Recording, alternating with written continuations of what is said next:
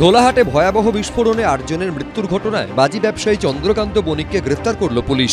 সোমবার রাত 8:30 নাগাদ বাড়িতে মজুত করা বাজি থেকে ভয়ঙ্কর কাণ্ড ঘটে যায়। তারপর রাতে একবার এলাকায় গেলেও আর প্রকাশ্যে দেখা যাচ্ছিল না বাজি ব্যবসায়ী দুই ভাইকে।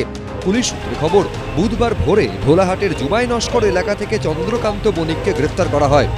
তার ভাই তুষারকান্তি বণিক এখনো বেপাত্তা। আইনকে বুড়ো আঙুল দেখিয়ে বাজি বিক্রেতা থেকে বাজি নির্মাতা হয়ে উঠেছিল বণিক ব্রাদার্স। তারা যে বাজির বড় বড় বরাত পেতেন, আত্মীয়ের কথাতেই তা স্পষ্ট।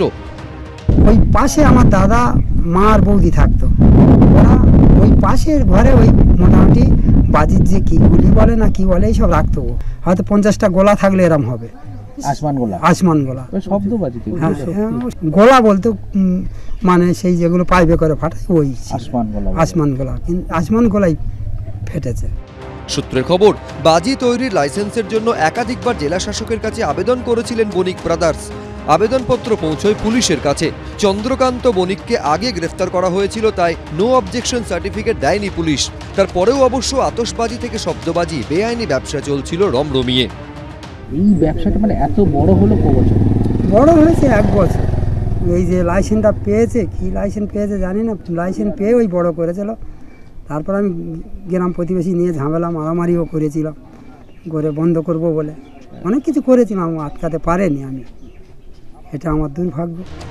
All Bengal Trinamool green fire crackers manufacturing workers ইউনিয়নের সদস্য চন্দ্রকান্ত বণিক। প্রশ্ন উঠছে, সে কারণেই কি তার বেআইনি কাজকর্ম দেখেও চোখ বুজেছিল পুলিশ? কাগজের কাজ করতাম আর চকলেট বাঁধতাম। আমার ওইখান থেকে মাল নিয়ে আমি বাড়িতে বসে কাজ করতাম। ওইখান থেকে মাল নিয়ে কাজ করতাম, আবার কাজ করে নিয়ে মালগুলো আবার ওইখানে দিয়ে আসতাম। কারবারটা কে চালাতো? মানে চন্দ্রকান্তই চালাতো। চকলেটটা যা বাঁধ দিলাম, আমি 2 মাস বেঁধেছি। আমি যতটা বাঁধতে পারতাম সেই অনুযায়ী আমি মাইনে পেতাম। মঙ্গলবার রাতে এলাকায় গিয়ে নমুনা সংগ্রহ করে 3 সদস্যের ফরেন্সিক দল। পার্থপ্রতিম ঘোষ, গৌতম মণ্ডল, এবিপি আনন্দ।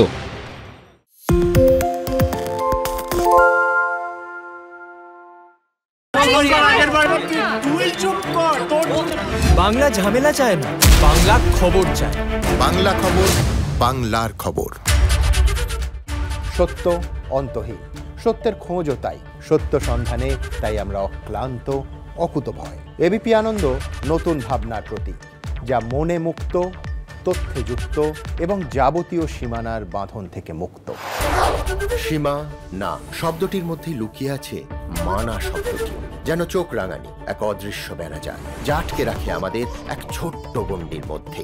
একমাত্র সঠিক খবরই গড়ে তুলবে এক মুক্ত সমাজ। সেই জগৎ গড়ার লক্ষ্যে কোনো সীমানার ঠুকুটি আমরা মানব না।